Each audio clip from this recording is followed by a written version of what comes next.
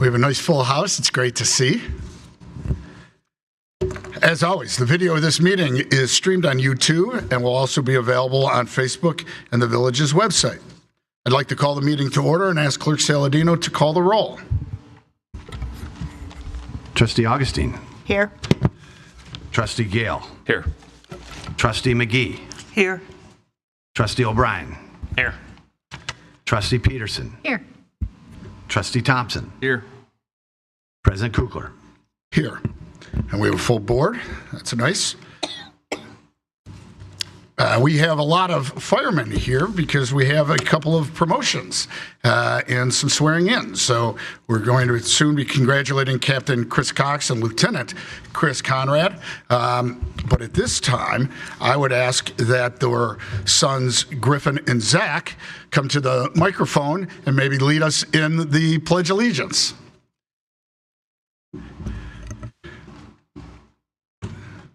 And I know that Griffin's St. Al's, St. Pat's, rising 7th grader, and Zach is a Boy Scout.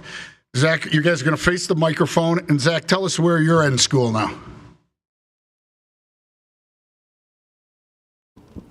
I'm going to Loras College in Dubuque, Iowa. Terrific.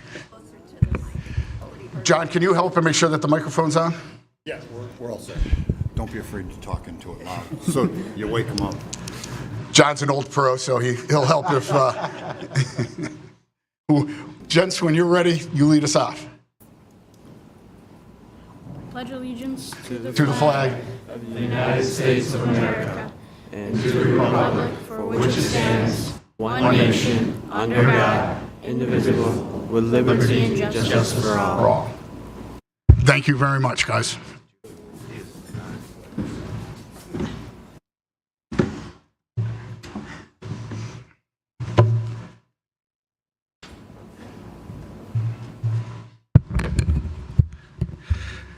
Before we get to the fire department, I want to recognize a member of our Public Works family with a resolution of appreciation on the retirement of Steve Kramer after 33 years of dedicated service. Steve joined the department as a laborer in 1992, and after a brief stint with the city of Naperville, permanently rejoined the ranks of Grange in 1994. Over the course of Steve's career, he's been part of the forestry division, involved in asphalt and concrete repairs in the street division, and most notably, the water and sewer division. Steve was promoted to crew leader in July 1999 and foreperson in September 2023. Steve has been integral to training employees on various tasks and on safe use of equipment over the years. Steve's commitment has been noticed by the village and all the residents. In recognition of Steve's efforts, I would like to read the following resolution. Whereas Steve Kramer joined the LaGrange Public Works Department as a laborer from 1990 to February of 1992 and returned to the department in November of 1994. And whereas he has reliably served the village in the Department of Public Works in all manners of duties, including forestry, asphalt, concrete, and the maintenance of the village water and sewer systems for the majority of his tenure. And whereas he has operated as a dependable crew leader and foreperson of the Department of Public Works, always ready to impart knowledge and to lend a helping hand to his colleagues. And whereas his commitment to public service and his love of LaGrange is reflected in his attention to detail and exemplary customer service skills. And whereas his superb knowledge of the village infrastructure, dedication, and commitment to excellence throughout his 33 years of service to the citizens of LaGrange is truly admirable. Now, therefore, be it resolved by the village president, the village clerk, board of trustees, the village of LaGrange, we do hereby express our sincere gratitude and deepest appreciation to Foreman Steve Kramer for his 33 years of service, loyalty, and dedication to the village. Congratulations on that, and I would ask the board for a motion and a second. I move for approval of the resolution as presented. Second. Thank you, Trustee Gale and Trustee Peterson. I would ask for a roll call vote. If there's no comments, if anybody wants to make a comment, that'd be fine. Seeing none, we'll go to a roll call vote. Trustee O'Brien. Aye. Trustee McGee. Aye. Trustee Augustine. Aye. Trustee Peterson. Aye. Trustee Gale. Aye. And that passes unanimously. Next up is the fire department. First, we're going to do the oath of office for Fire Captain Chris Cox. The oath of office on April 6, 2026, the Village of Grange Board of Fire and Police Commissioners approved Lieutenant Chris Cox's promotion to the rank of captain to fill a vacancy. Mr. Cox is a 19-year veteran of the LaGrange Fire Department and has served as lieutenant since November of 2020. In addition, Chris has earned numerous Illinois Office of State Fire Marshal fire certifications and has been the department's quartermaster for many years. He resides in Bolingbrook with his wife and son. Captain Cox, you and your family members are invited to stand for the oath of office.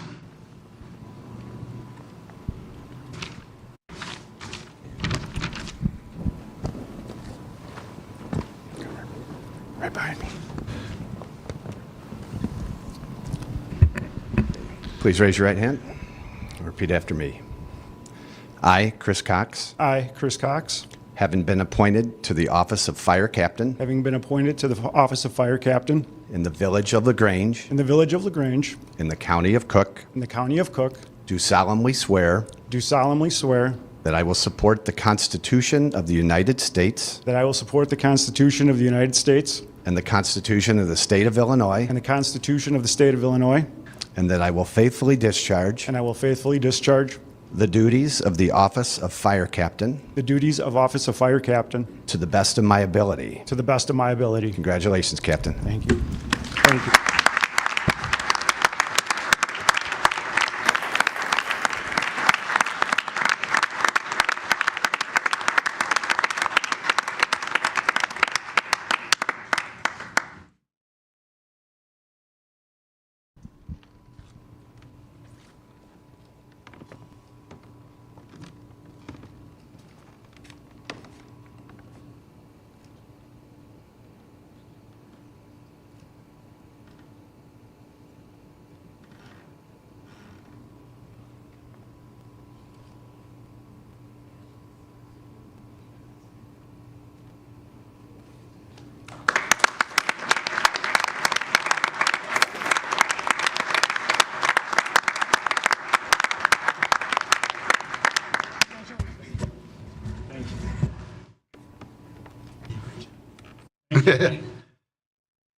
Great job, Zach.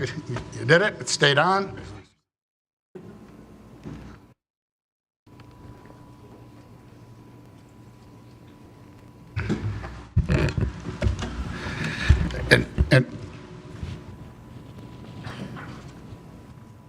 And next up, we have the oath of office for Lieutenant Chris Conrad. On April 6, 2026, the LaGrange Board of Fire and Police Commissioners approved firefighter Chris Conrad's promotion to the rank of lieutenant to fill a vacancy in the position. Chris has been in the fire service for 30 years, 20 of which have been full-time with LaGrange Fire Department. He was appointed on July 17, 2006, and has been the supplies coordinator, a member of MABUS Division 10's hazmat team, and is currently a MABUS 10 investigator. Chris serves as the secretary for the Foreign Fire Tax Board and Union Board president. He has obtained numerous Illinois Office of State Fire Marshal fire certifications, his associate's degree in fire science, and is currently seeking his bachelor's degree in fire administration. When he's not working, Chris enjoys spending time with his family. Lieutenant Conrad, you and your family are invited for the front dais for your oath of office.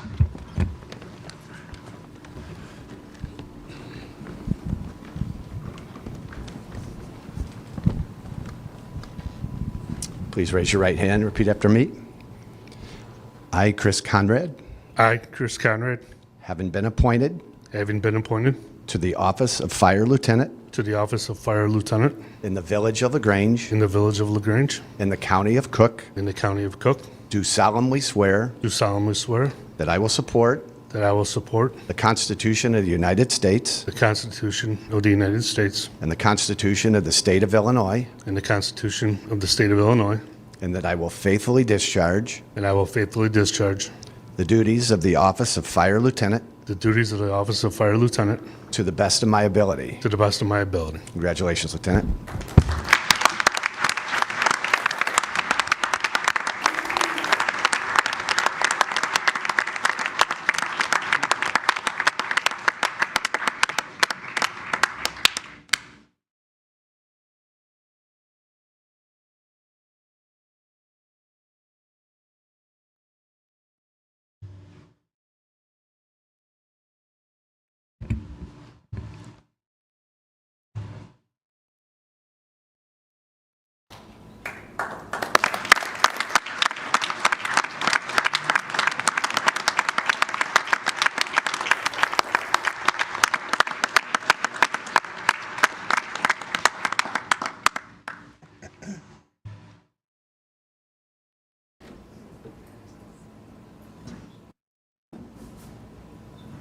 Congratulations.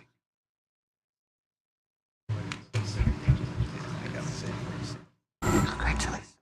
And Zach, you did a great job. Your pen lasted too, so fine.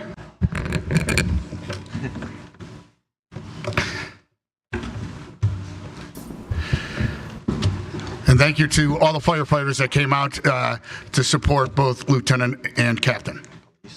And the police department for coming out also. We appreciate it.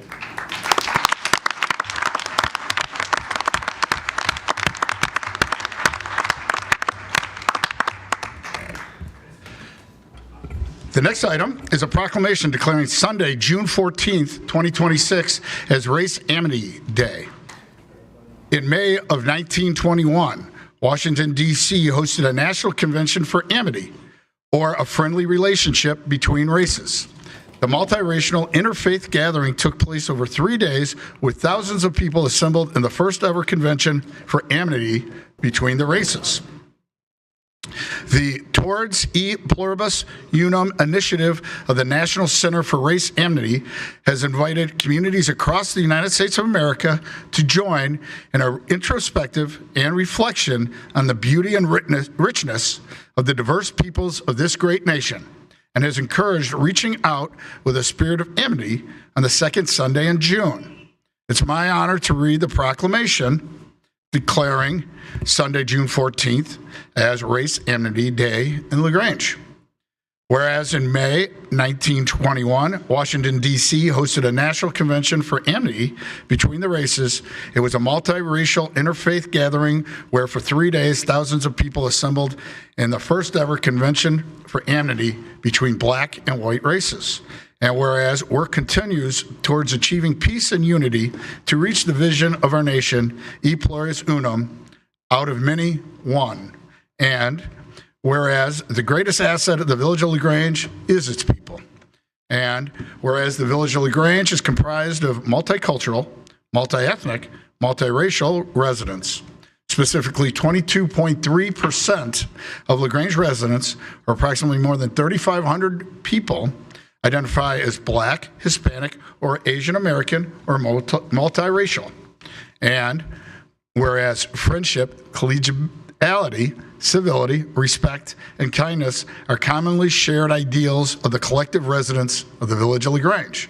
And whereas the Towards E Pluribus Unum initiative of the National Center for Race Amity has invited communities across the United States of America to join in the introspection and reflection on the beauty and richness of diverse peoples of this great nation, while reaching out with a spirit of amity towards one another annually on the second Sunday in June, designated as Race Amity Day.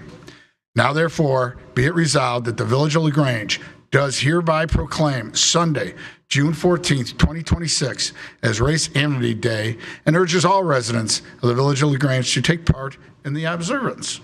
The Community Diversity Group has collaborated with the village staff in the preparation of a proclamation recognizing this, and we thank them for their support in this matter and the efforts taken in support of the LaGrange community.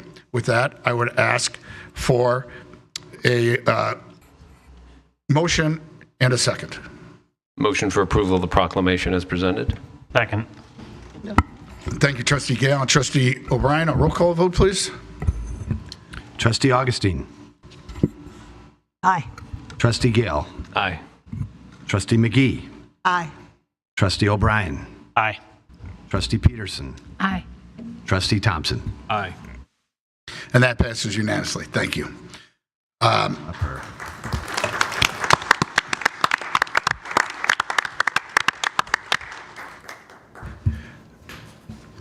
And we do have a proclamation, so make sure that you don't leave without it. Next up is the Grange Housing Task Force. Recently, the village board has discussed the creation of Affordable Housing Task Force. The goal of the task force will be to explore and discuss opportunities to support affordable housing in LaGrange. Since calling for individuals to volunteer for the task force, there's been an outpouring of interested individuals. Those of you in the audience that have volunteered for the task force are asked to rise and be acknowledged when your name's called, but please hold the applause to the end. I'm going to read a list of the individuals that have been selected to participate in the task force. It was put together kind of as the names were coming in, so there's no real order to this. Andrew Ahern, David Beccaro, Ed Ellis, Kurt Hansman, Dave Amelsky, Ryan Jensen, Mikasa Johnson, Katie Justick, Reverend Meredith Onion, Anin Owens, Nellie Pearson, Todd Rapp, Margaret Reach, Lauren Robinson, Kim Saros, Alex Severino, Alfredo King, Mark Langen, former trustee, Matthew McCarter, Peg Moster, one of the driving forces, Christine Nisosia, Paul Zanuswa. You're going to have to give me that again. Snevice. Sorry, Paul, with Kukler, though my name's mispronounced. Hopefully you don't mind. Kurt Folkman, Eric Vinliski, Madonna Walsh, Mike Waters, and Dr. Bessie Boyd. Thank you all for being part of this important task force. We appreciate your willingness to volunteer, and we will be providing additional information shortly, but the goal is to have the first meeting sometime in the last week of June. Thank you again.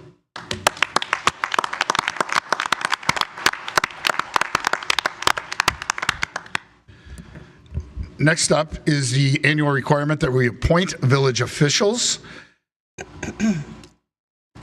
Under the President's reports, the annual appointments for the positions of village attorney, village prosecutor, village treasurer, and village collector. The terms of these appointments are 1 year, with reappointments needed after the 1st of May of each year. Recommended appointments for the term of May 1, 2026 through April 30th, 2027 are village attorney, Elrod Friedman. Village prosecutor, John M. Kenny Jr. Additionally, following interim appointments are recommended pending a permanent appointment. Village treasurer, Charity Jones. The village collector, Charity Jones. A lot of hats Charity Jones wears. On that, may I have a motion to approve the appointments as presented and a second? I'll approve. Second. Oh, gosh, yeah. Oh. First, I do what I sorry about that. I just would like to, as previously stated, recuse myself from voting on all items related to the village prosecutor, and because of that, I think I'll just not vote on this one or abstain. You recommend? Yeah, I think that'll be fine. Recuse, but then you would need somebody else to make a motion. Right, so we're going to look for somebody else. So I'll move for approval of the appointments as presented. Second. Thank you, Trustee Gale and Trustee McGee. With that, if there's no discussion, I'd go right to the roll call vote. Trustee Thompson. Aye. Trustee Peterson. Aye. Trustee O'Brien. Aye. Trustee McGee. Aye. Trustee Gale. Aye. And Trustee Augustine. Absent. Is recusing herself due to a relationship as sister to the village prosecutor. Thank you, everybody. That passes unanimously. Charity Jones is appointed village treasurer, village collector, while we interview for the finance director position. Last week, we conducted the first set of interviews, and we're going to do more interviews this week. And we expect to have a selection. The written applications have been fantastic. We're excited about it, and we're looking forward to it. So with that, that's why it's acting for that role. As we're into June, just over a week ago, Pet Parade and the Carnival took place. I'd like to thank the organizers of the Pet Parade, the Grange Business Association, partnering organizations, the village staff, others, including Pets and Pals charities that really run the Pet Parade, as well as the LGBA for all the hard work on the Carnival. It was another successful weekend of events, which began on Friday, May 29th. As always, the Pet Parade and weekend activities were wonderful ways to celebrate the village of LaGrange. The Carnival was a hit, offering entertainment and a great way to get out and enjoy the family-friendly atmosphere. Thanks again for the LGBA, for its volunteers for another Carnival, which provided amusement throughout the weekend. Pet Parade and Pet and Pals Charities, 80th year for the Pet Parade, just fantastic. Over 130 participants and entrants. A Super Bowl winner, a gold medalist, and a lot of families. So it was fantastic, and it's always sunny on Pet Parade. Speaking of being sunny, a sincere thank you to the LaGrange Garden Club for helping to design and plant the beautiful plantings throughout our downtown. The plantings are a key way in creating the welcoming and lively atmosphere we have in downtown. It looks great. It helps our community shine. We thank all the members of our Public Works for helping our community look its best.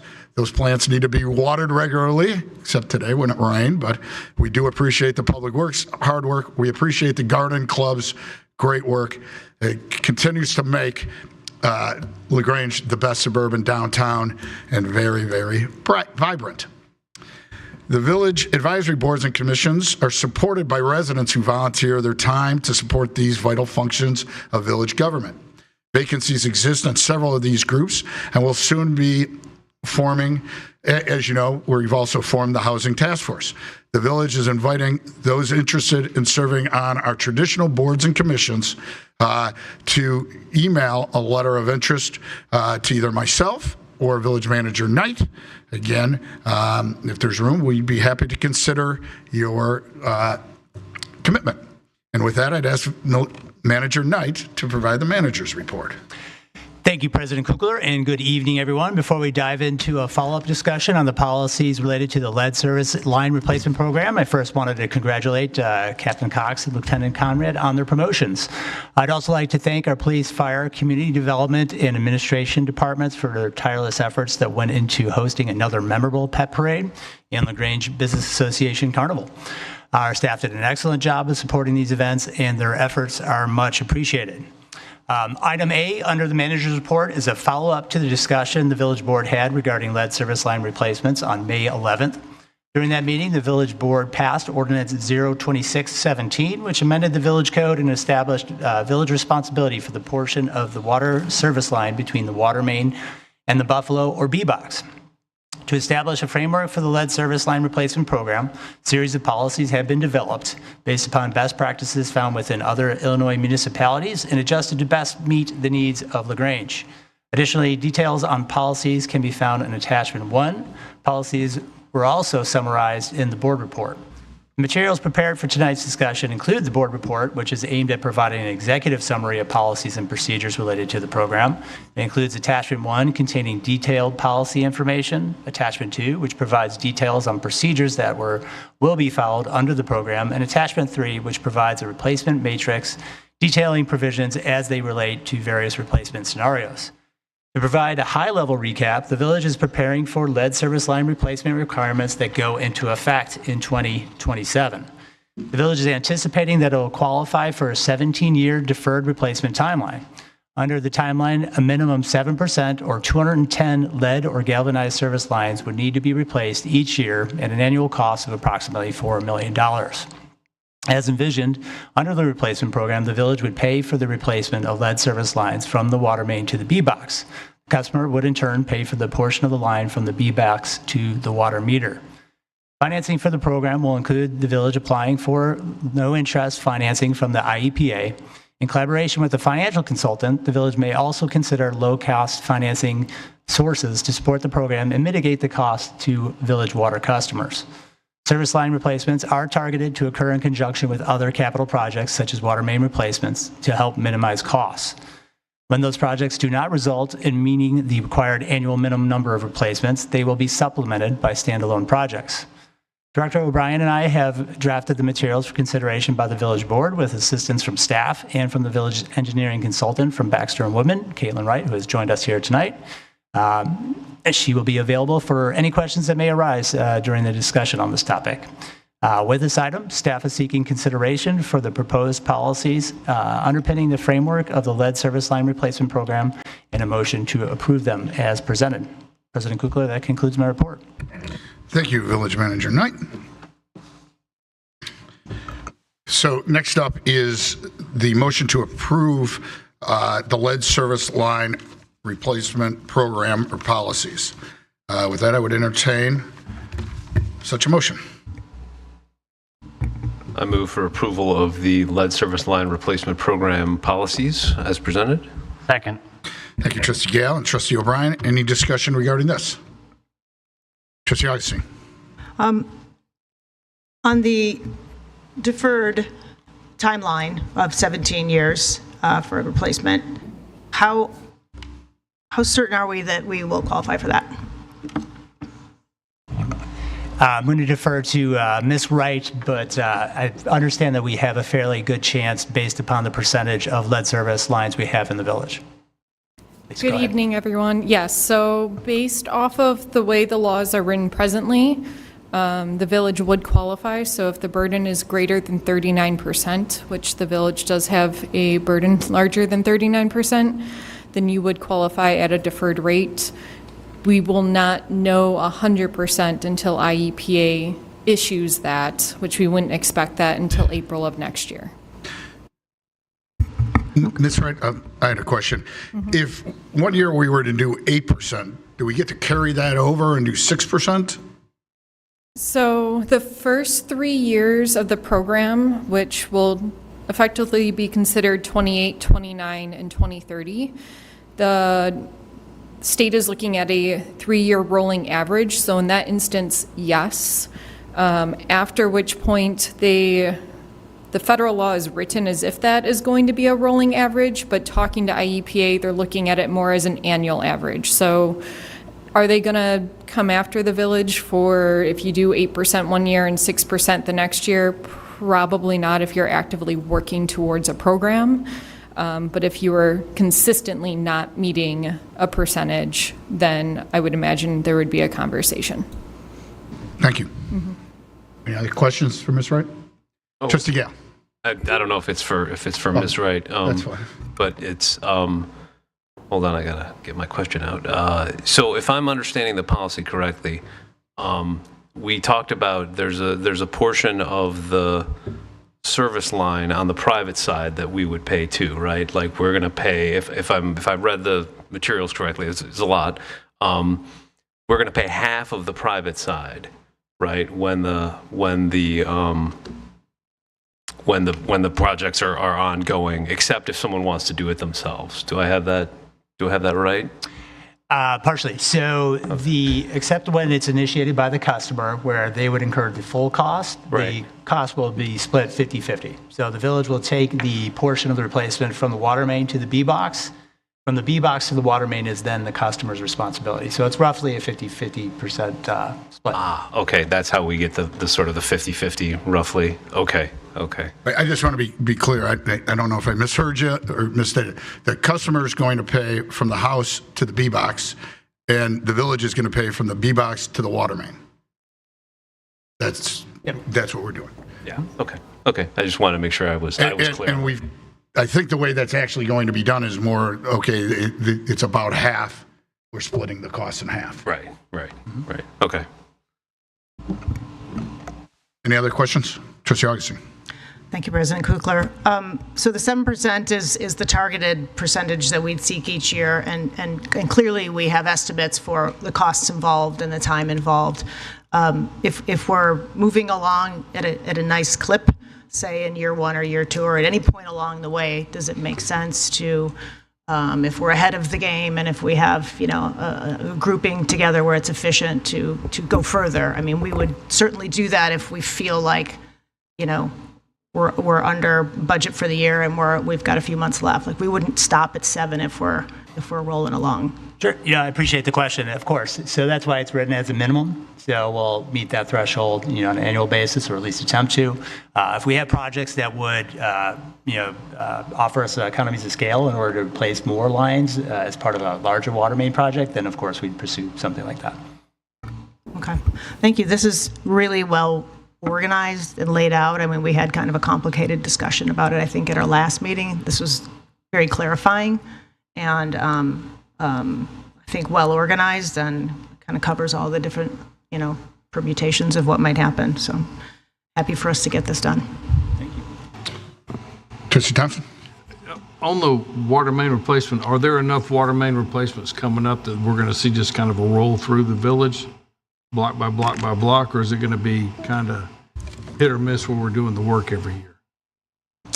Director O'Brien might be able to provide a little more detail on this, but I will go ahead and wing it, if you will.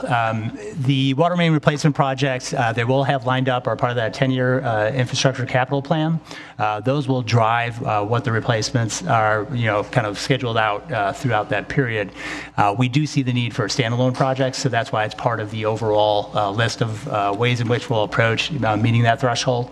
So it may be a water main project plus a standalone project. It may just be a water main project in any one year. It'll really be dependent upon that ICP as well as, some of the financing that we're able to line up.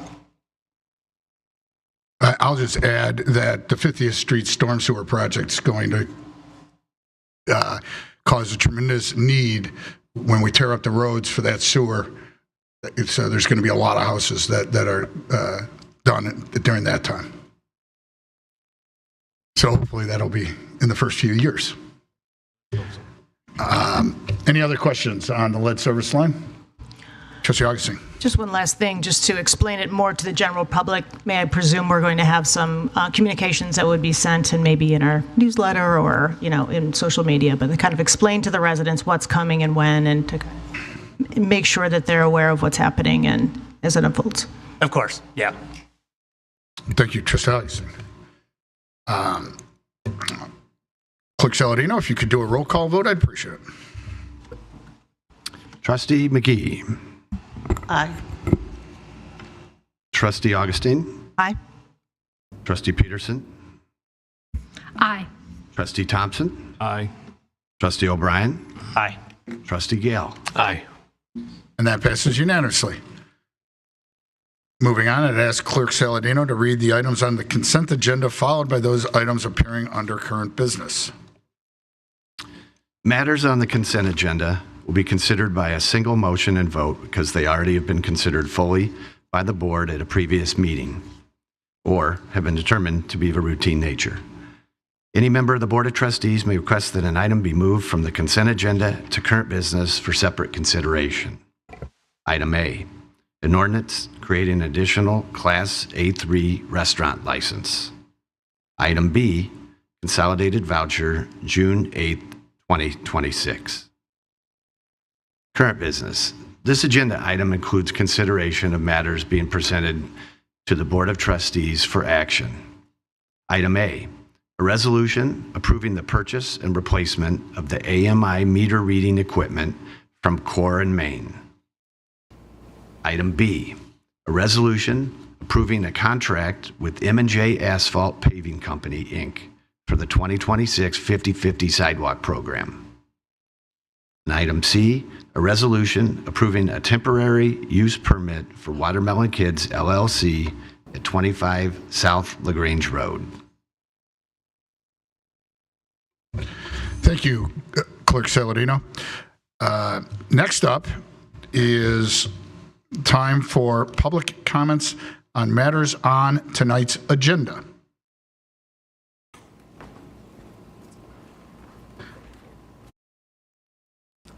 Good evening. I'm Dr. Bessie Boyd, 234 Sawyer Avenue, LaGrange. And I have a question in relationship to the last discussion of the lead service. And it sounds like the board has given us a lot of consideration. My question is to the consumer, the homeowner of the property, when might we know what our cost would be in terms of this project, and when our particular area would be included in this development? Because I'm thinking in my mind to go from the B box, of which was news to me this evening, there's going to have to be some tearing up of our property or the street some manner. So that is my question for this evening. Thank you, Dr. Boyd, and correct me if I'm wrong, Director O'Brien. First of all, there will be some tearing up of the street, especially. Some of the areas it would be torn up is the parkway. The actual lead service line replacement is called a trenchless, often as a trenchless repair, so it's not as torn up as it used to be. Okay. But there is going to be some significant work. That's why we try to do it when we're doing a complete repair of the road, so that we're not tearing up something that we just paved. As far as scheduling, that's a little more difficult at this juncture. It's going to be in part on which projects are going through. As I said earlier, the 50th Street Storm Sewer Project is going to be a very large capital project, and so that may be the focus of the lead service line at that time, except if there's a road where the water mains and road is going to be fixed, then that will also go in there. Okay. So it's just hard to say. And then in terms of the cost, you will set a cost, I would imagine that. My other question to that is, if there is more work that needs to be done in one area than the other, is that taken into consideration that the customer pays more than would be in another area? And I'm sure that's a discussion. I don't think, generally, I don't think the answer is yes. The idea, now, years, again, this is going to be a long project, right? What happened in the first year is going to be different in the year 19. Be different board, different idea, different economy, different world. So I don't mean to suggest that won't be the same. But the idea that we're hoping for is to get competent contractors that say it's going to cost, I'll say, $15,000 for the total project, $7,500 from the village, $7,500 from the homeowner. And that would be the cost quoted. Okay. All right. Thank you so much. Thank you. Look forward to hearing more. Thank you.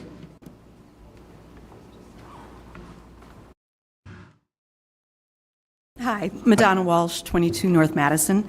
A few questions, communications with regard to the lead pipe replaceal. And if the board does not have answers now, it would be great to have answers for the next meeting.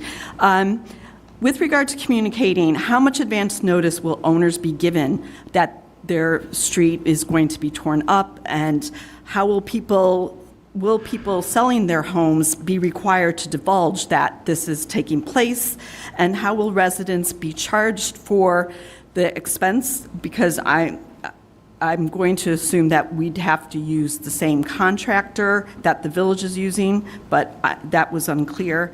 And then, is there a map and timeline ready and available for the public to see?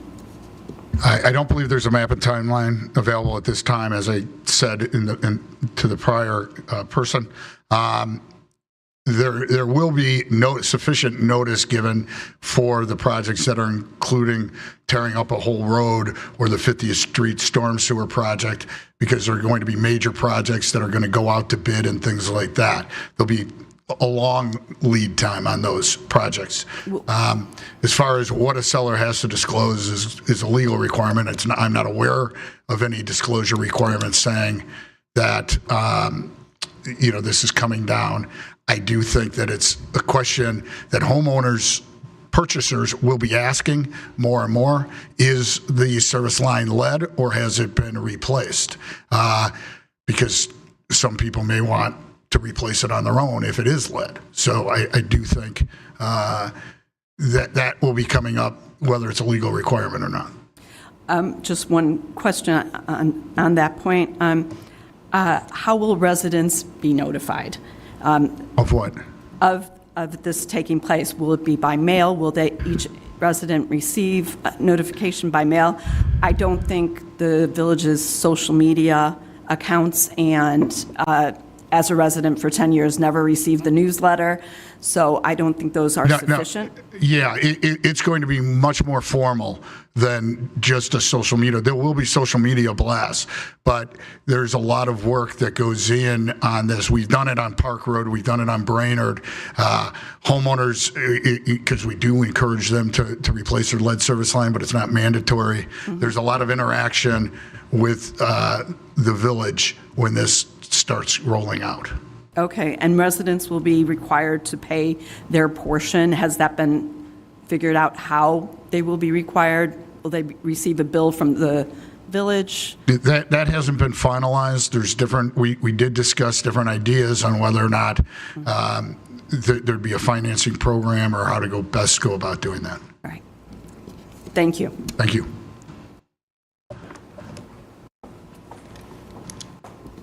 Good evening. My name is Peg Moster, and I'm with the Grange League of Women Voters of the LaGrange area. And thank you for the recognition you gave to the new task force, of which I'm now a new member. I have served as a co-chair of the League's Housing Committee for more years than we care to count. We kind of quibble over when we started, but I think it was pre-COVID. And I would like to just take this moment to recognize the members of the committee who worked so hard with me. This was not a one-woman show at all. First of all, my co-chair, Cynthia Shilsky, whose experience with the issues associated with housing goes back to the 90s when she was one of the co-founders of the original BEDS program. Lori Sinden, Janice Miller, Kurt Hansman, who will also serve on the task force with me, Jerry Allers, Sarah Heinlein, Linda Christensen, Marion Honel Williams, and Molly Lundeen. It was a long road. Sometimes we got pretty discouraged. I think it was maybe, I don't know how long ago it was I first met with Charity, and it was determined that LaGrange would be the area that we would focus on because it was an unknown to us when we started. We just knew that there was a need to discuss and advance the causes for affordable housing. So we're so excited right now to have reached this point and look forward to very robust discussions about what could or could not be achieved in LaGrange. So thank you very much. And thank you to my co-housing committee members from the League. Thank you.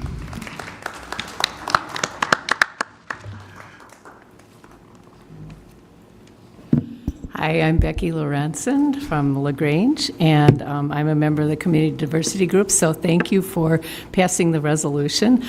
Some people were asking, is there an event? There's not a particular event, but I did want to let you know that we're partnering with Tate's Ice Cream Shop, so our event is kind of twofold. Between 6:13 and 6:27, we are going to have a special called Cherry Vibe. And if you go over to Tate's and get Cherry Vibe during that period, the proceeds of that flavor will go to Laced Up Athletics, which is a group that operates particularly with minority youth and helping them to be successful. And so on 6/13, the day before Race Amity Day, we are going to have people from Laced Up and from Community Diversity over at Tate's between 1 and 3. So we invite you to come and meet us and talk to us. But you can come anytime during that 2-week period, and you can get your Cherry Vibe ice cream, which is cherry ice cream with a swirl of chocolate. And as you may know, red is the color for Juneteenth Day. The other thing that we're supporting, and Laced Up Athletics is really doing the bulk of the work, we're just giving them some money to help out, is they're going to be celebrating Juneteenth Day over at the Corral on June 19th from 11 a.m. till 1 p.m. and that's over next to the LT South campus. So we invite you all to come and participate, and I understand they're going to have youth and family activities there, and so thank you for your support. And I've got copies of this for the people up there, and then if anyone else wants a flyer, come see me. Thank you, Becky.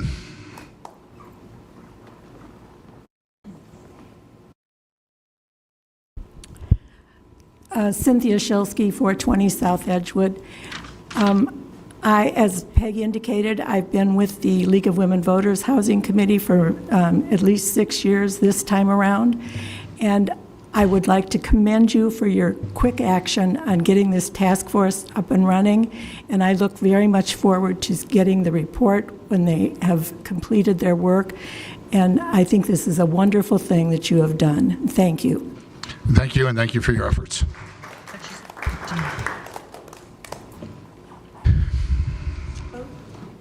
Hello, my name is Vicki Franzese. I'm on 9th Avenue in LaGrange. I submitted my name as somebody who is interested in participating in the Affordable Housing Task Force. I didn't hear my name mentioned. I'm sure I submitted it. I don't know if it was overlooked. I also had a question as to whether all the people who were mentioned are going to be on the task force, or they're only like under consideration for being on the task force.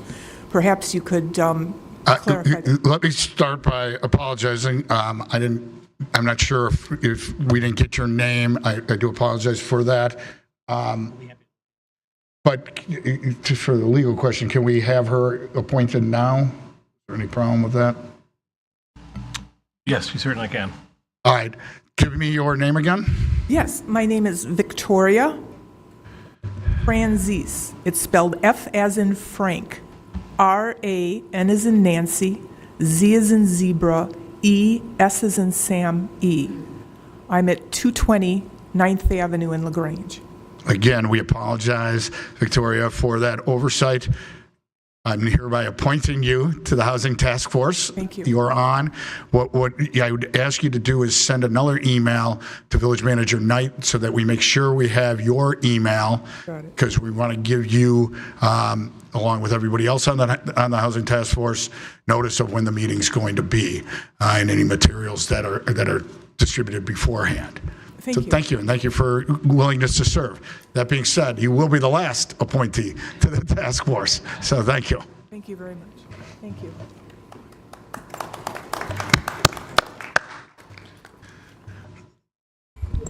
Good evening, everyone. Al Foreman, 56 7th Avenue.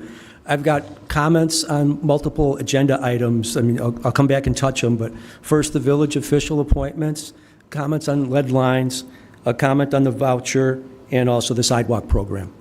So quickly on the appointment of village officials, congratulations. I know Ms. Jones has been appointed interim treasurer and collector for the second year in a row. And in the meantime, what happened though, our auditors last year pointed out a significant deficiency regarding segregation of duties in the finance organization. So my question to you is, have we verified with the auditors that the reappointment of Ms. Jones with multiple hats is okay with them? Or, how do we stay in bounds with their comments on segregation of duties? So just something to think about. Second point, lead line replacement. The ordinance that was passed last month clearly states the homeowner's responsibility is reduced to the portion between the B-box and the water meter. And as I read it, I saw nothing in there about customer-initiated replacement. And I see what's in the package today, which says you're responsible if it's on your initiative end-to-end. I'm concerned that you may be discouraging customer-initiated replacements. I'm not sure what the previous policy was, but to me it looks like there's an inconsistency in the language.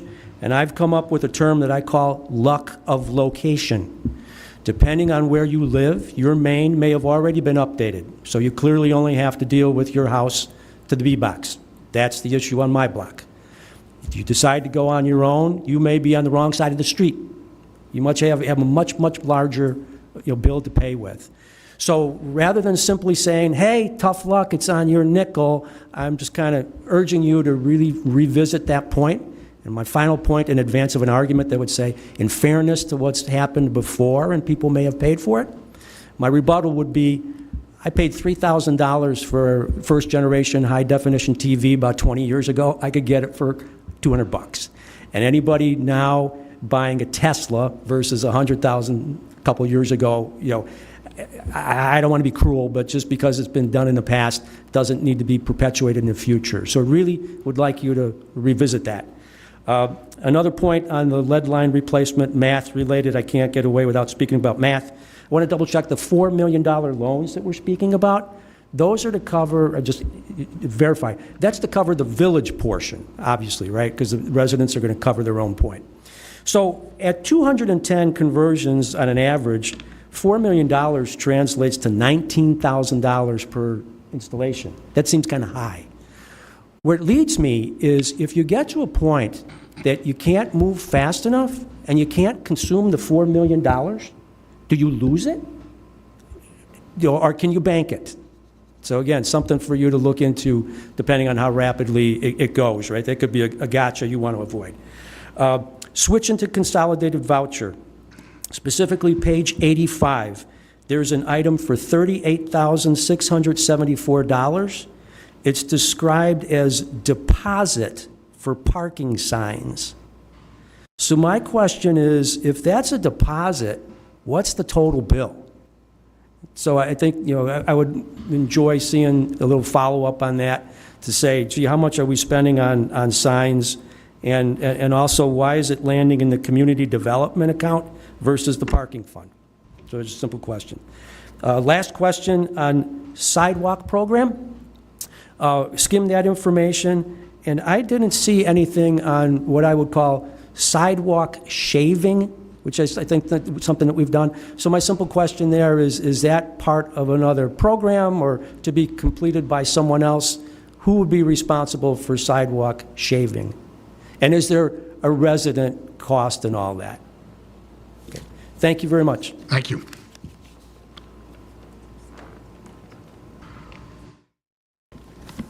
My name is John Pluto. I live over on East Avenue. I want to talk about the lead pipe service project. And I would like to start out with, I have the original draft lead service line replacement plan in my hand, and it's dated April 2025. That was a year and 2 months ago. Okay. Number 2 on the list is our application to the Illinois Environmental Protection Agency. That was given 10/25, so 2 months later, we sent out the application for our $4 million. Did we get that $4 million? No. Okay. Very good. Well, not very good, but we didn't. Well, hey, you got to keep trying. We do, and we will. And I just want to comment that Caitlin was here in April 28th of 2026, and she presented this plan. This plan was a year earlier. Why are we dragging our feet on this project? And here's my question. In this plan, it says,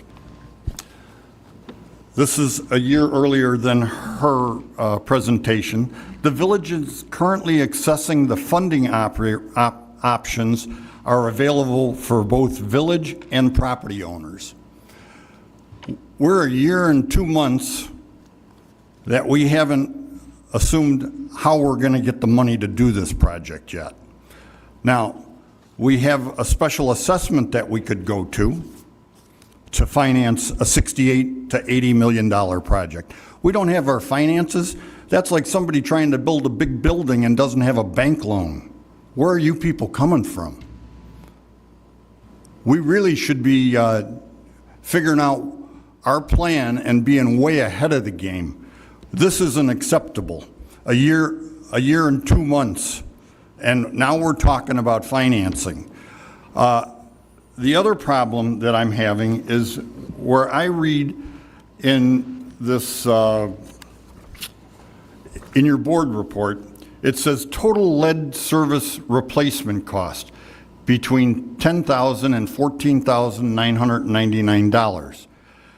The 50-50 cost share amount is $6,250. I'm not understanding the 50-50. Is that 50, how do we determine that? Any clue? Because this is, I draw a blank on this one. Anybody want to chime in? Caitlin? It's really your time to make your statements. We're not going to go into question and answer. You're supposed to limit it to 3 minutes. I got a You're at legitimate 3.5 question minutes. because these people here would like to know how much they're going to pay. Okay, right. We haven't even figured out where we're going to get the money from yet, and we're diddling around. We're diddling around with this. Okay, you should have had your money already in the bank and on the table to do this project. All the other towns around here are way ahead of this game. So, you know, before you take the microphone away from me, let's do our homework up there before we jump to one or another item. You're going to do 50th Street storm sewer project. You don't even know where you're going to start the storm sewer project. You don't even have the approval to dump it into the quarry yet. And what are all the people that are over on the east end of the town? Where's their storm water go? Because it's already going in the 3-foot pipe that went in the 54-inch pipe. So you're going to flood all the people out in Sedgwick Park, bringing it from the west side? You better rethink what your plans are.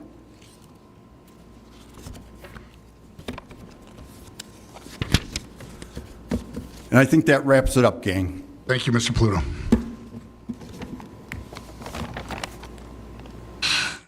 Okay, he got up on the wrong. Jonathan Robinson, still a resident. Basically, item 3A, the lead service line replacement. I'm looking for a reason why that was voted on before public comment was put up. What's the logic behind that?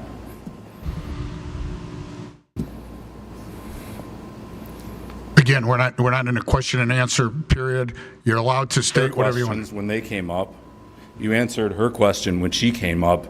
Fair enough. I'll answer your question. Very differently than how you treat them, and we don't appreciate it, and we don't think it's right. Okay. For the task force, when are we actually going to create the ordinance that creates what it is, how many people it is, when it meets, what it does, what authority it has, what budget it has? When is that coming? I was told 4 meetings ago that the language of that were being worked on. Does that exist? Was that done behind closed doors? Is that next meeting? Is that next year? We just put 20 people into a book club because we actually don't have an ordinance of what they can, should, or would do. Do you know how insulting that is? Thank you for making the task force, but when you don't actually give it an objective, an ordinance, and somewhere to go, you've made nothing. You've made absolutely nothing. And this is what keeps happening. You're not accomplishing anything. The lead service line, you approved what you did, but you still haven't told us where finances are. You still haven't talked about if you're going to raise water funds. Nothing.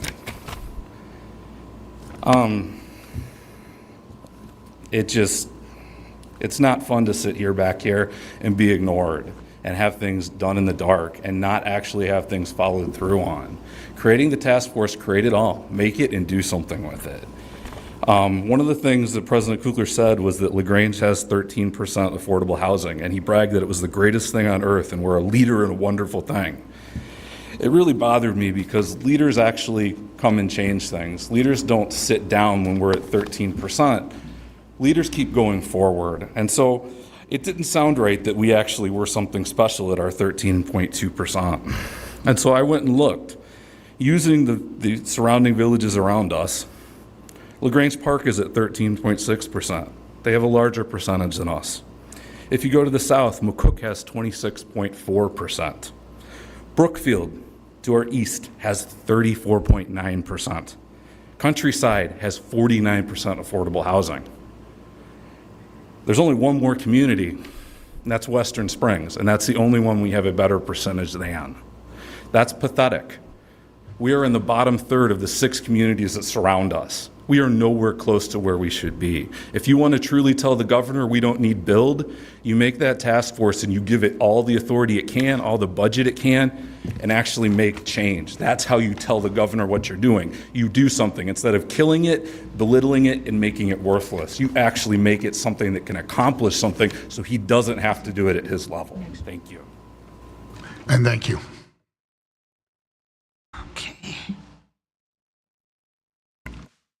Seeing no other public comments, I would ask for a motion on the consent agenda. I move for approval of the consent agenda as presented. Second. Thank you, Trustee Gale and Trustee McGee. Any comments regarding the consent agenda? Once again, as I do, regarding the consent agenda, and as previously stated, I recuse myself from voting on any items related to the village prosecutor. Thank you. Seeing no other public comments, I would ask for a roll call vote. Trustee Thompson? Aye. Trustee Peterson? Aye. Trustee O'Brien? Aye. Trustee McGee? Aye. Trustee Gale? Aye. Trustee Augustine? Aye. And that matter passes unanimously. Next up is current business, starting with A, a resolution approving the purchase and replacement of AMI meter reading equipment from Core and Maine, and that's referred to Trustee McGee. Thank you, Mr. President. The village, we have the resolution approving the purchase and replacement of AMI meter reading equipment from Core and Maine. The village utilizes advanced metering infrastructure, AMI, to read the water meters of water customers located throughout the village. The system allows for water meters to be read at one time through an antenna and base station rather than through collecting reads individually through personnel driving by each water customer. The village's AMI base station at Village Hall serves as the primary collection point for the majority of water meter readings and is critical to water customer billing operations. This unit has reached the end of its useful life and over the past 2 years has generated multiple warnings and error codes that indicate declining reliability. Sporadic functionality has also increased the need for manual readings by public works staff, detracting from staff's ability to address other operational needs. In recent years, upgrades to this platform have focused on expanding bandwidth, modular scaling, and modern encryption.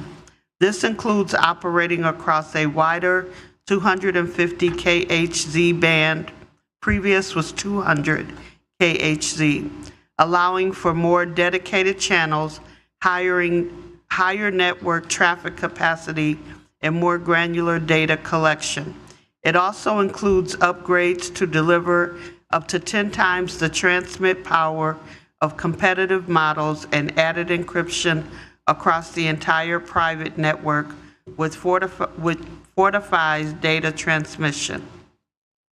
Core and Maine is the proprietor of the identified antenna and base station and supplies water meters, operates meter reading software, and is a vendor for water main parts and billing.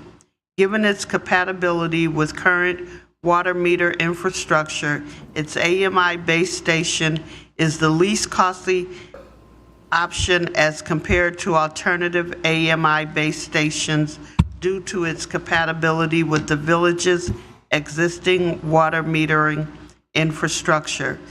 Funds of $46,207 were included in the approved fiscal year 2026 and 27 budget in the water fund. Staff recommends approval of the proposed resolution approving the purchase and replacement of AMI meter reading antenna from Core in Maine. And I motion that we accept the proposed recommendation. I'll second. Thank you, Trustee McGee and Trustee Augustine. Any discussion regarding this? Seeing none, I'd ask for a roll call vote. Trustee Thompson? Aye. Trustee Peterson? Aye. Trustee O'Brien? Aye. Trustee Gale? Aye. Trustee Augustine? Aye. Trustee McGee? Aye. And that matter passes unanimously. Next up is B, a resolution approving a contract with M&J Asphalt Paving Company for the 2026 50/50 sidewalk program, and that also is referred to Trustee McGee. Thank you, Mr. President. A resolution approving a contract with M&J Asphalt Paving Company for the 2026 50/50 sidewalk program. Annually, the village undertakes the 50/50 sidewalk program, which serves to remove and replace sidewalk sections that exhibit defect. The program is partially supported by residents who elected to participate in the program and share in 50% of the replacement cost of sidewalk squares adjacent to their residence. The Public Works Department sought bids for a contractor to perform work under the sidewalk program this fiscal year. 5 bids were received, with the lowest responsible bidder being M&J Asphalt Paving Company of Cicero, Illinois. The bid amount was $97,800. This amount is 30% higher than last year's program. M&J has previously worked in the village, including in this program, and has proven to be a responsible and low bidder. Funds of $83,000 were included in the approved fiscal year 2026-27 budget for sidewalk maintenance. A budget amendment in the amount of $14,800 may be needed to provide adequate funding for the program, and if so, will be presented at a future meeting. Offsetting revenues are budgeted at $30,000 and represent the resident share in the cost of the program. Staff recommends approval of the proposed resolution approving a contract with M&J Asphalt Paving Company for the 50/50 sidewalk program, and I motion that we accept the recommendation for this program. Second. Thank you, Trustee Augustine and Trustee O'Brien. Any discussion regarding this? Trustee Augustine. Thank you, President Kukler. I'm not sure who will answer this question, but it came in at $30,000 higher than budgeted previously. Do we have any specifics as to why, or is this just the general cost of doing business these days? Is there a particular material cost or service cost or change in procedure? I'm going to invite Director O'Brien to jump in on this one. He was a little more familiar with the project. Yeah, some of it's just the general cost of construction nowadays with the current environment. Some of it could be contributed to probably a little bit of bump of cost with the responsible bidders ordinance, but I would say majority of it's probably for the kind of the high cost for concrete and other things that fuel costs and stuff like that associated with construction work these days. Yeah, just it gives me concern that this could be the case for many of the things we see coming through this year if things don't change. So that's concerning. But they were in line with several of the other bids, and then one was just 2.5 times that cost. Yeah, correct. Yeah, but they all seem to be around the same ballpark except for that one. Yes. Okay. I had a question regarding processes. What is the process for a homeowner that wants their sidewalk replaced? They could contact the Public Works office and they'll be added to the list. There's still, we still anticipate there's quantity left for people to still call in for the program this year. Okay. Are we moving towards having something online where people can put in online that they want to be a participant in the Sidewalk Square program? We are working towards a computerized works order system that will kind of help with that. Okay, terrific. Thanks. With that, not seeing any other questions, I would ask for a roll call vote. Trustee Augustine? Aye. Trustee Gale? Aye. Trustee McGee? Aye. Trustee O'Brien? Aye. Trustee Peterson? Aye. Trustee Thompson? Aye. And that passes unanimously. Thank you. C, a resolution approving a temporary use permit for Water Lemon Kids LLC at 25 South LaGrange Road, and that's referred to Trustee Gale. Thank you, Mr. President. In March, the Village Board approved a temporary use permit for Water Lemon Kids LLC to provide drop-off, supervised play, and children's activities on Friday nights in the months of April. Water Lemon Kids is a children's indoor recreation facility with a special use permit in the C1 CR zoning district. As a children's indoor recreational facility, Water Lemon Kids play area may only be used by children under the direct supervision of a parent or a guardian. Water Lemon Kids is considering adding an occasional drop-off services where parents can leave children for a short duration to engage in supervised activities. Before pursuing amendments to their special use permit, Water Lemon Kids requested a temporary use permit to conduct a pilot program. Consistent with guidance available at the time, the original request was limited to school-age children only. The business owners report that while there was community interest, the April pilot was less than successful because the business's core demographic is families with children ages 2 to 5. Following further research into licensing requirements, the business owner is requesting a new temporary use permit to pilot services for children 2 and older, with the understanding that such services would not constitute a daycare requiring licensure through the Illinois Department of Child and Family Services. The business owner has submitted the attached request to provide the proposed drop-off services as a summer pilot program, so for the next 120 days.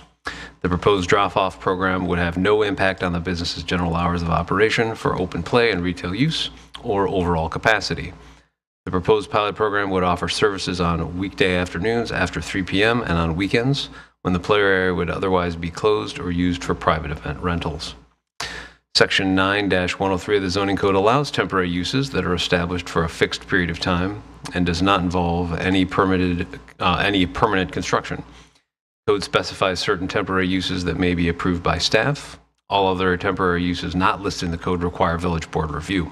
The village board may approve the temporary use if it finds that the use is consistent with the code purposes and intents for temporary uses and the zoning districts in which the proposed temporary use is located, and if the general limitations are for temporary uses listed in section 9-103E are met. So the staff recommends approval of the resolution authorizing a temporary use permit for Water Lemon Kids, and I move for approval of the resolution. Second. Thank you, Trustee Gale and Trustee Peterson. Any discussion regarding this item? Trustee Gale. Yeah, I had one question. I know that the applicant wasn't able to come, so this is for charity. But I was just wondering, how do they manage? Assuming this is popular, how do they manage the number of kids that come? Yeah, absolutely. For the April pilot program, they had a pre-registration. They had waivers and things like that that needed to be signed by the parents as well. And so I think that was all built into the part of their registration process. But through that online registration, they're able to manage the number of attendees. Right. And so they'll make sure they've And got they'll be enough, doing that as well. Mm-hmm. They'll have enough supervision there based on the number of people that have signed up. Mm-hmm. Yeah. Okay. Yeah, okay. absolutely. Okay. Thank you. Trustee Thompson. What is the definition of short term? Are we putting any limit on it, or so that it doesn't turn into a So daycare center? This resolution is limited to those hours that were noted that Trustee Gale read off after 3 p.m. on weekdays and on weekends only, and only for the next 120 days.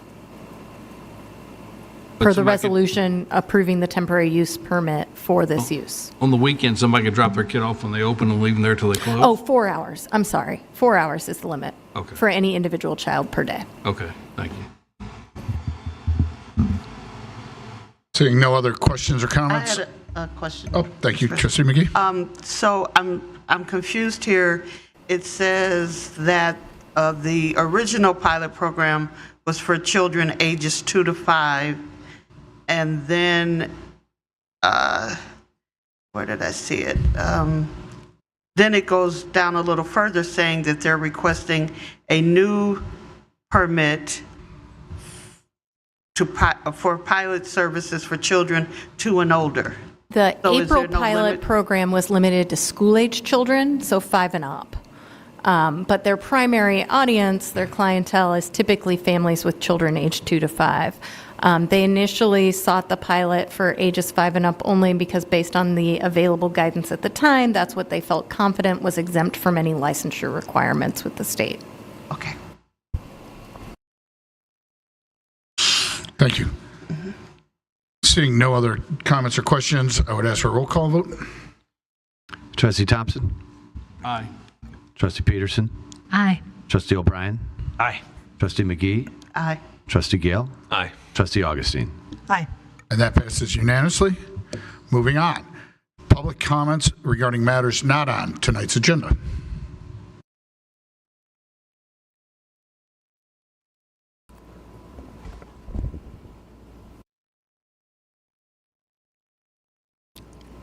Mark, are you listening?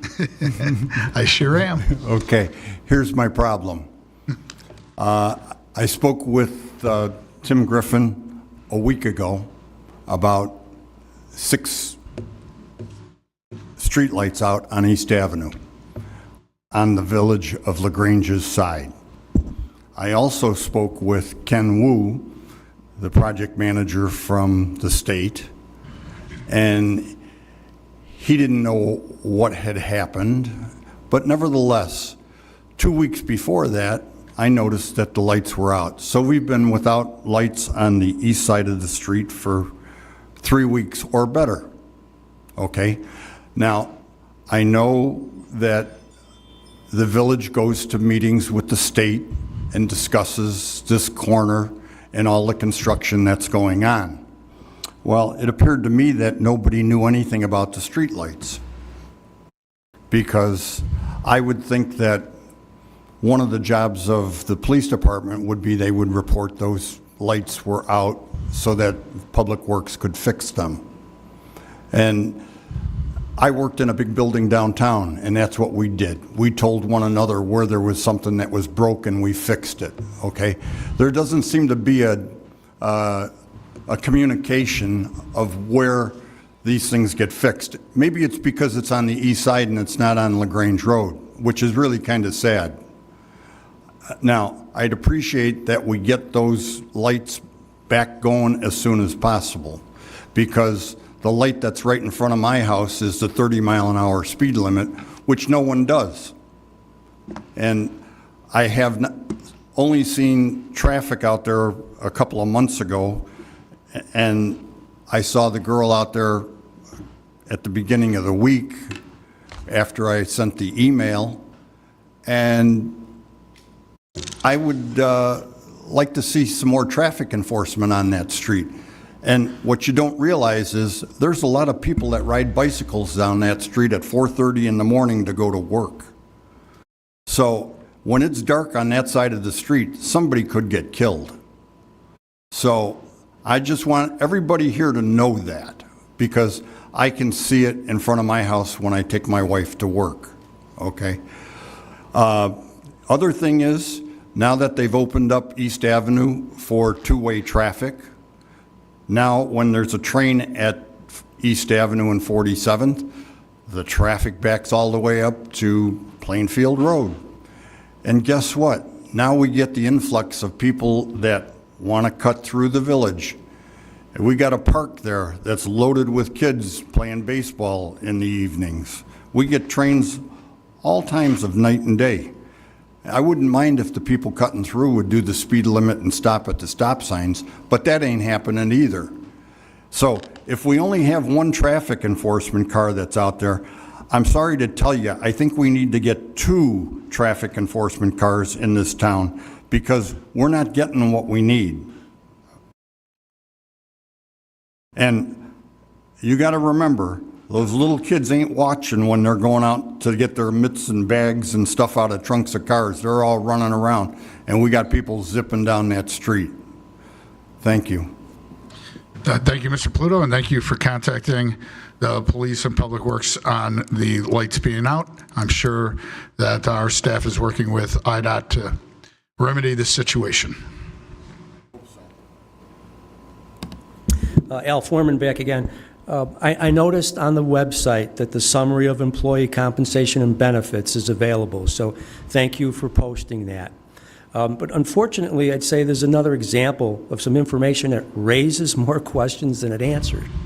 And I'm specifically questioning why the data is not consistent with the 26-27 budget, which was approved last month. I'll give you some examples. So full-time salaries in the budget are $400,000 more than what's appearing on the summary of employee compensation and benefits. The health insurance budget is $87,000 more than what's on the detailed exhibit. FICA, $34,000 more. And uniform allowances in the budget, $100,000 more than what's shown in the summary of employee compensation and benefits. All due respect to the police and fire force, right? So some glaring differences between your approved budget and this payroll data. And yeah, I'm being snarky here a little bit, but the village states that the annual budget process is essentially a year-round effort. I've spent all my life in finance. Payroll and benefits, I think, is the easiest thing to budget.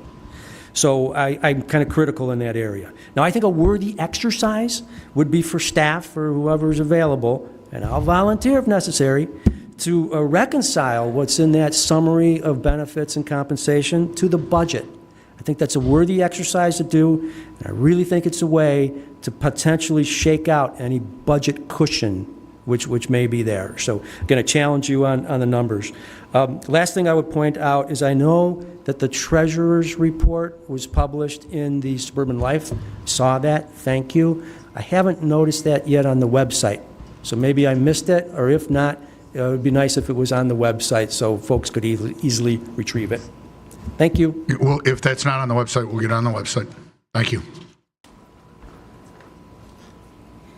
One more time, Bessie Boyd, a resident. I do agree with Mr. Pluto that coming down East Avenue now, and then when there is a train, the last left is the street where the park is, and I do come that way often, and I do see the speeding and a lot of little children going to the park, which is really cautionary for anyone going that way. But I have another question. I live right across the alley from the old Heinz Lumber, where it used to be, and I've seen a lot of activity. There was a bateman there just a week ago, and so there are stakes in the ground, and I'm wondering if the village knows of any future projects happening there, and also the property that's across the tracks as well, right on I'm not sure what the village gets aware of different processes, but I'm not sure what's public and what we can comment on. Right. Okay. And I don't know if anyone from the village was able to see Big Boy, but it was very exciting. It was right in the back of my house, and I was able to take the video, so it was awesome. But very loud, very loud. And that's Dr. Boyd's talking about the steam engine, railroad engine on that. So thank you. And your point about development on the east side construction does raise to me one thing I forgot to mention, which was one of the things we did earlier today was the liquor license under restaurant license for Crepes Culichi, which is going to be a new restaurant on LaGrange Road. We're excited to have them. They're going to be primarily breakfast and lunch and crepes and other different fusion foods. It sounds very, very exciting. I also had the opportunity to go to Swell House for the ribbon cutting. Swell House is a very unique and eclectic store of different items that the owner sources, both new and used. She started with a stand at Jackson Square Market and has now moved to a permanent space on LaGrange Road. So we welcome her and wish her all the best. We got another comment. So I guess my stalling worked, so everybody got their chance. Good evening, everyone. I'm Kim Mosley. I want to say thank you for the response back as far as ordinances being recognized on the east side. Sure. That was the cleanup that you complained about, and again, that is a priority for the village. Also, Washington and Lincoln, across the street from the center, I guess those would be a duplex. They have trees around that corner, and it's almost been several accidents, and I'm one of them. I almost got hit like 3 times already because it's like a blind spot. They have tall trees, and when they first put them there, I called the village to ask if that was okay for them to do because I couldn't see then, and they said that it was okay for them to put those trees there, but it's a problem because when you coming down there and you stop, you can't see. And the traffic that's going, east and west, they don't have a stop sign. So if somebody bailing, when we proceed to leave that stop sign, there go your accident. So I don't know if they need to cut them down, remove them, but it is a safety hazard. Thank you. You're welcome.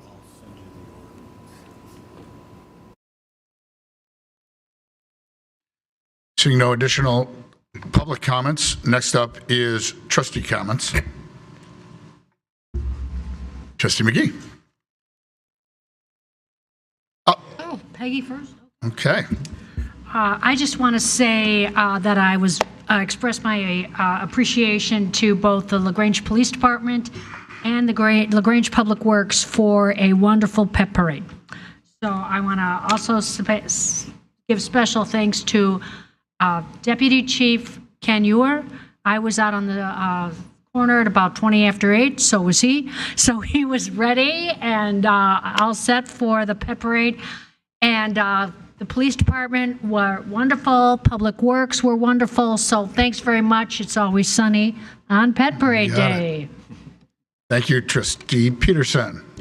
I'd like to first of all say thank you to all of our residents that have agreed to sacrifice your time and work on our Housing Task Force Committee. And I wanted to comment on Ms. Mosley's, Sister Kim's comment.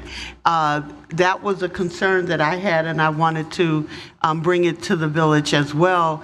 The exact location that she's talking to, I almost witnessed 3 accidents there with children crossing the streets. And as she said, there's a house there on the corner of Lincoln and Washington, and they have pine bushes that block the view, and with there being no stop signs, traffic going north and south, it's very dangerous, and the kids are running across Lincoln, leaving the park, and if the cars don't stop, you don't see them from that corner. And so I witnessed a couple almost accidents, and I was also very concerned about that. And I didn't know if there was something we could do, if it's an ordinance or something, but I'm afraid that we are asking for trouble with those. Well, let me ask you, Attorney Ben Schuster. I assume, again, not being familiar with this tree, that it's not in the parkway, that it's in private property. If it's in the parkway, it would be ours and we could take it down. If it's on private property, what are we allowed to do? Well, it depends if it is, and I'd have to look at our code and the site triangles and the rules. And I don't know enough about this one spot to know if it would somehow trigger, but whether it's on private property or public property, obviously we have codes that have to be complied with. So it's something that I can work with staff on, and if there's an issue, but and maybe we can have the police department also look. I know that they have a formal process for looking at when stop signs are supposed to be added to make sure that it's as safe as we can have it. Trustee Augustine. Thank you, President Kugler. I would also like to talk about those issues because Trustee McGee and I have talked about stop signs at that intersection for a while, and we were talking about it just tonight. So if you heard it from Ms. Mosley and are hearing it from us, I think we should pursue policy on 2 things. One, four-way stop at that intersection is just long overdue. Added to that, and regardless of whether we do something about the tall trees or not, I do think we should revisit our policy on landscaping, because I think, particularly on corners, I think it's a visibility issue and it's a safety issue. And I remember years ago, before I was a trustee, asking previous village manager if it made sense to have this giant hedge in an intersection where a lot of kids were going to school and walking to and from school, and she said that's their legal right. But I think we sit up here to change things for the better if needed. So I think we should, really like to see us have a discussion on that issue as it makes sense to pedestrian and just traffic safety in general. The other thing I wanted to say was also thank you to all of those who are signing on to the task force for coming tonight, and to everyone else who submitted their name on the list. And I'm glad we caught one extra tonight. I'm glad that she cared enough to actually come here. That shows how passionate our residents are about discussing this issue. And I'm sure there will be a lot of people with varying viewpoints and opinions, but they're all going to come on board, and I have no doubt work together to talk about the issues. And I do appreciate what Mr. Robinson was trying to say about the task force, but from my standpoint, I've been working on this pretty diligently, especially with the ladies and with staff. This is a professional, this will be a well put together task force. We're figuring out some of the rules as it pertains to a task force versus a commission, and we'll get there with the language, but it will be something that everybody who's signed up for this will be proud to serve on, we hope, and we're taking it really seriously. So no one's dropping the ball on that, and I'm really excited for everybody to start talking about those issues. That's it. Thank you, Trustee Augustine. Seeing no other trustee comments, we are going into closed session. A motion to go into closed session under 2C11 for the purpose of discussing pending or probable litigation. At this time, the village board intends to meet in closed session under section 2C1 for the purpose of discussing pending or probable litigation, and under section 2C21 to discuss minutes of meetings lawfully closed under the Illinois Open Meetings Act. The village board will not reconvene in open session as no formal action will occur following the closed session. May I have a motion and a second to enter into closed session? President Kukla, just to clarify, 2C11. I believe you said, and maybe I just misheard it. I did say 21. It should be 2C11? 11 and 21. 11 and 21. So is there a 2C1? Just 2C, sorry, just 2C11. Okay. Yep. So I misspoke and said 2C1. It's actually section 2C11 for the purpose of discussing pending or probable litigation, and under section 2C21 to discuss meetings of minutes lawfully closed under the Illinois Open Meetings Act. The village board will not reconvene in open session as no formal action will occur following the closed session. Now, can I have a motion and a second to enter into closed session? I move we enter into closed session. Second. Thank you, Trustee Gale. Trustee O'Brien, a roll call vote, please. Trustee Thompson? Aye. Trustee Augustine? Aye. Trustee Peterson? Aye. Trustee Gale? Aye. Trustee O'Brien? Aye. Trustee McGee? Aye. And that passes unanimously. We'll meet downstairs in closed session. Thank you.